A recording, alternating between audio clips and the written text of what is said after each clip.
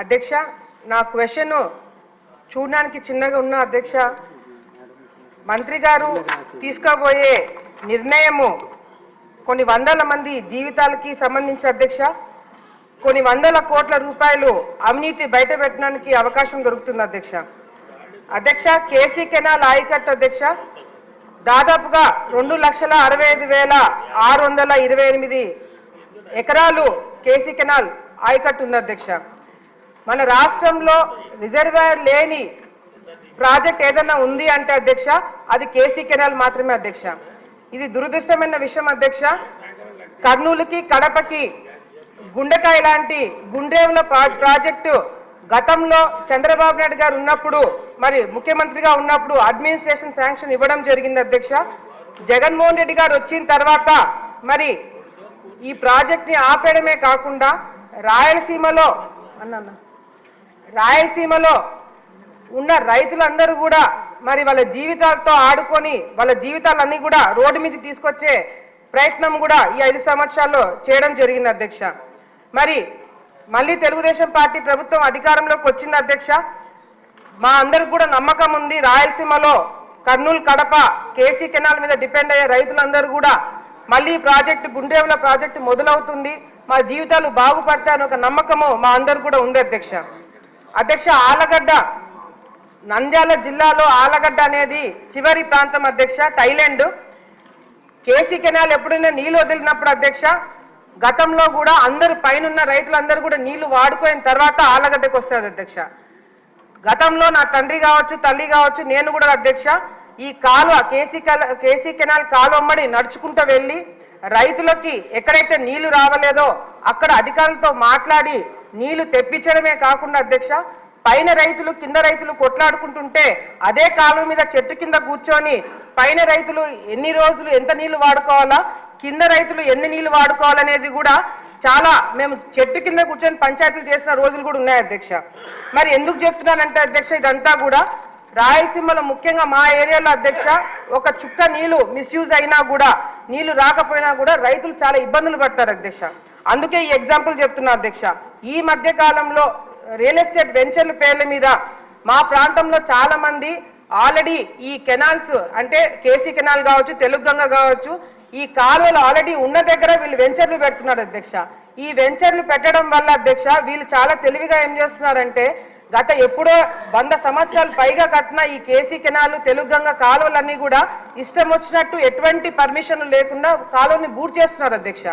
ఈ కాలువను బూట్ చేయడంతో కూడా అధ్యక్ష ఆలగడ్డ ప్రాంతంలో 2019లో అధ్యక్ష వైసీపీ ప్రభుత్వం వచ్చిన వెంటనే శిల్పా వెంచర్స్ అధ్యక్ష ఆలగడ్డలో 60 ఎకరాలు భూమి కొనుగోలు చేశారు అధ్యక్ష.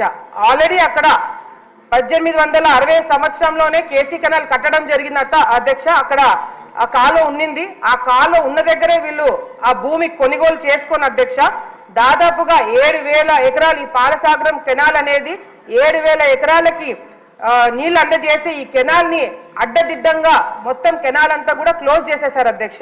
దాని అంతా కూడా బూట్ చేసి దాని మీద క్లబ్ హౌస్ కట్టి దాని మీద ఇల్లు కట్టేశారు అధ్యక్ష.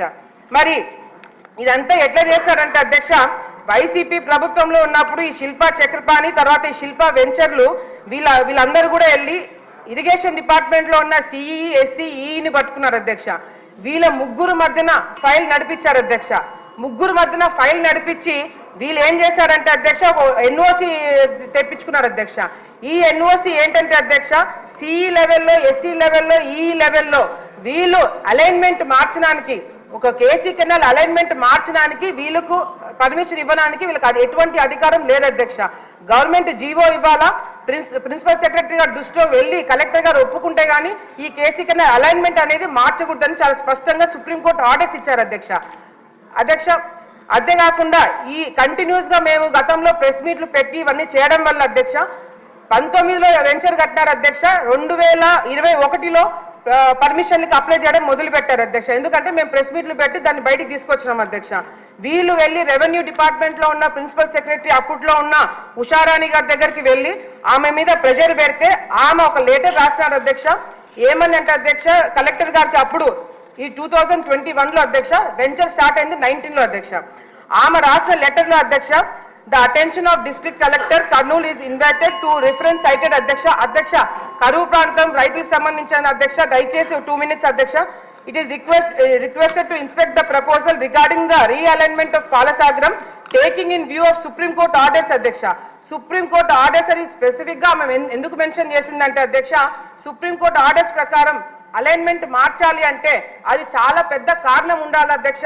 అంతేకాకుండా ఎస్పెషల్లీ రియల్ ఎస్టేట్ వెంచర్ల కోసం మాత్రము అలైన్మెంట్ మార్చకూడదు. ఏదన్నా వాటర్ బాడీస్ మీద ఎంక్రోచ్మెంట్స్ ఉంటే వెంటనే తీసేయాలని చెప్పి మరి చెప్పడం జరిగింది కాబట్టి ప్రిన్సిపల్ సెక్రటరీ గారు అప్పట్లో ఆ లెటర్ ఇవ్వడం జరిగింది అధ్యక్ష. దాని తర్వాత ఎటువంటి మూవ్మెంట్ జరగలేదు అధ్యక్ష. మళ్ళీ 2024లో అధ్యక్ష చంద్రబాబు నాయుడు గారు ఎన్నికలకి 3 నెలలు ఉండగా ఆళ్లగడ్డకి మీటింగ్కి వచ్చారు అధ్యక్ష.